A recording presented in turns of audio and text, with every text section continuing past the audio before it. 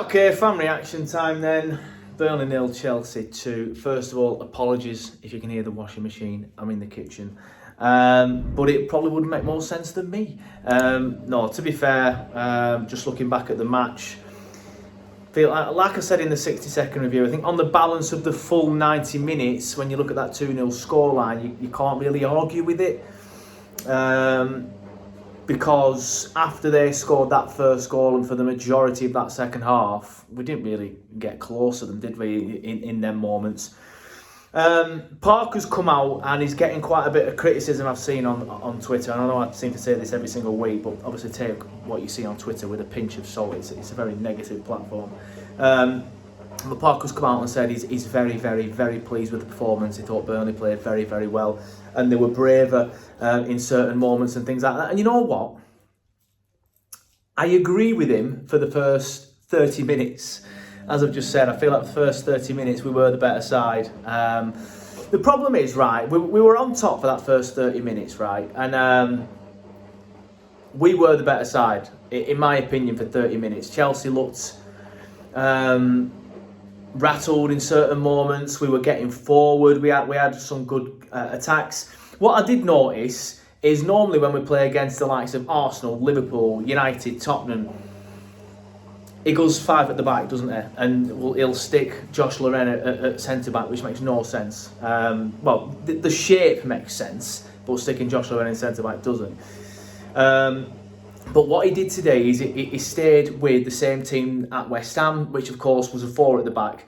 So that was interesting at first because we were playing 4 at the back and not 5 at the back, which were, you know, people have been calling for us to do that. Even Glenn Little on the Glenn Little podcast earlier this week was sort of like saying, like, let's have a go at Chelsea, let's be a bit more adventurous.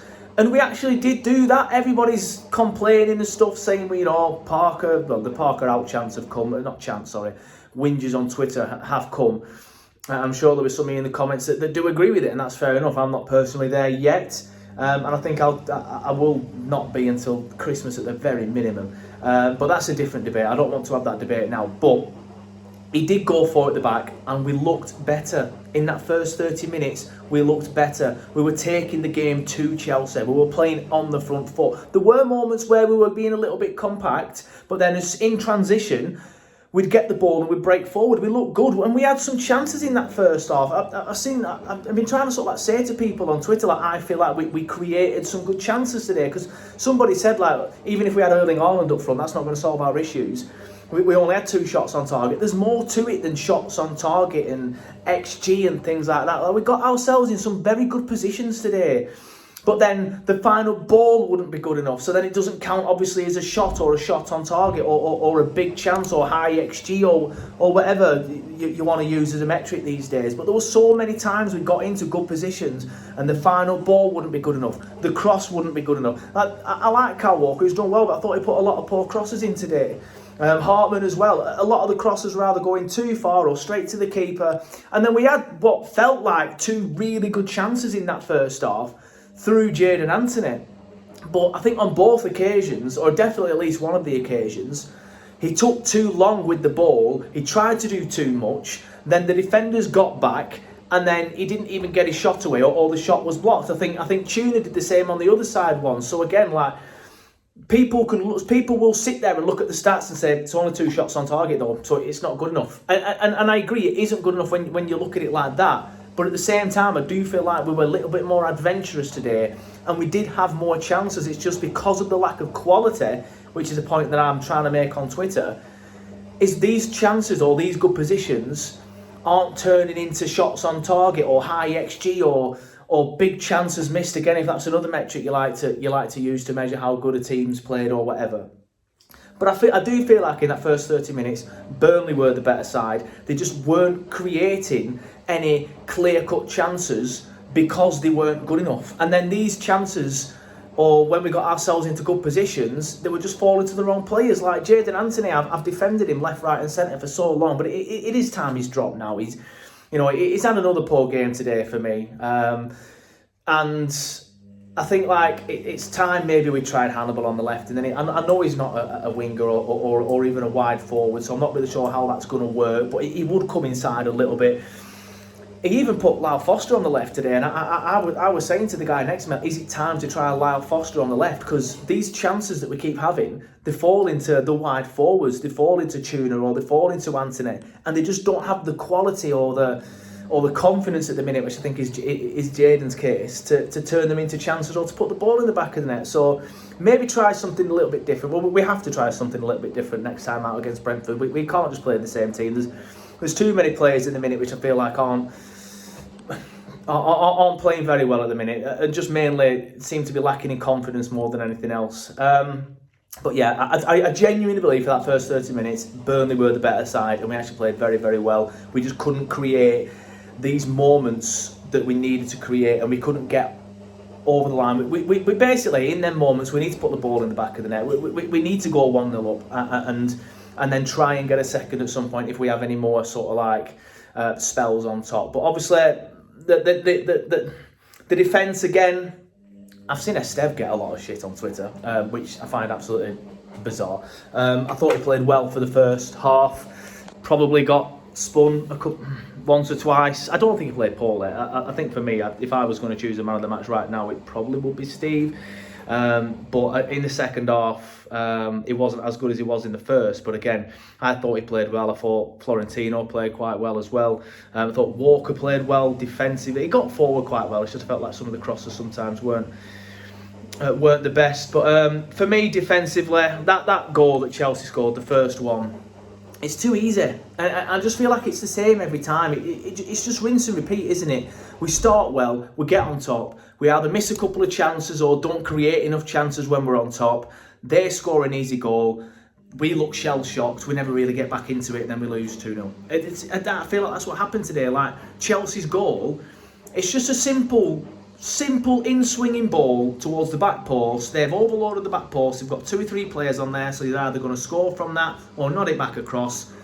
They're unmarked as well. You've got to look at that goal and think that's poor from Burnley. And then, yeah, I felt like despite the good start in that first half, the first 30 minutes, they scored on 34, 35 minutes. We never really got going again after that in that first half, or even at the start of the second half. I don't feel like we started the second half very well at all. I don't feel like we ever got going. I've said it before and I'll say it again. My major criticism of Scott Parker has always been his subs. And I don't necessarily think the subs were horrendous today. I wouldn't have taken Fleming off personally. I would have kept him on for a bit longer. I thought Fleming's hold-up play was quite good. And I would have liked to have seen somebody like Lyle Foster playing in front of him. I want to see us have a striker on the pitch at the same time as Fleming. So Fleming's in that role, just in behind the striker, and then he's holding the play up like he was doing quite well today in the first half. And then somebody like Foster, or maybe even Brozier, can benefit from that. But when he brought the subs on, he obviously made that triple sub.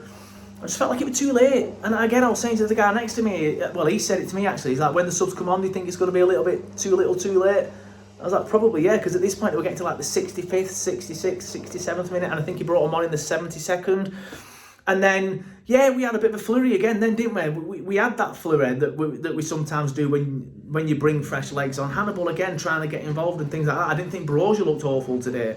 I actually thought he looked a little bit more into it. I thought he played okay. Lyle on the left, I know I just said it might be time trying it. Maybe he didn't really get into it as much. Maybe he needs to try it a few more times in that position. But again, I just felt like the subs were too late. So yeah, disappointing. I mean, we all expect. I even predicted 2-0 to be fair. So that's another one I've gone spot on. And by the way, we all did this prediction thing today. We're going to do it every week, by the way, me and the lads. And the amount of grief that we got because we're being too negative. It's not predicting Burnley to lose against the world champions or to lose against anybody in the top 6 when we're in the Premier League is not being negative. It's being realistic. Nobody, even the most optimistic fans in the world, like Andrew, he's like one of the most optimistic people I know when it comes to football. He will always predict a positive Burnley result. Only he predicted 1-1. But can I say, we all got it right. For the amount of stick, we didn't want to get it right, obviously. But let's just stop with all the, oh, bloody hell, you're far too negative. What do you want me to do? Predict Burnley to win 4-0 every week? I'm just going to look stupid, aren't I? So I'm not going to do that. But yeah, it's nobody expecting us to win is the point I'm going to make. So again, our season is not defined on games like today. However, we have a run of fixtures coming up now where it's not teams in and around us like your West Hams, your Wolves, your Leeds, you know, your Forests. teams like that. It's your mid-table teams, Brentford, Palace, Fulham, Newcastle, them sort of teams. So games that are winnable, but there's not loads of pressure on us. So at the minute, for me, we're in a position where we are. I mean, I'm recording this at my watch has fallen off because the strap's broke on it. 20-5, something like that on Saturday after the game. I think with Forest were winning 3-0 at Liverpool last time I checked. That's all I'm going to say. So I think we've slipped into the relegation zone, and West Ham are, at this moment, I'm recording it 2-2. So we've probably slipped into the relegation zone today. So this might be a chance for us to win a couple of games and get out of it. But for me, we have now a run of fixtures all the way till sort of like mid to early January, where, like I've said, it's all the mid-table sides where we can maybe pick something up, not guaranteed, obviously, because the mid-table teams are better than us because we're down there. But if we are still in the relegation zone, or even cut adrift by the time we come to play Man United and Liverpool and all that again, which we do towards the end of January, then we can probably kiss the Premier League goodnight. So I feel like the end of November and December is massive for Burnley. We need to be picking up some wins. Let's hope we can do it.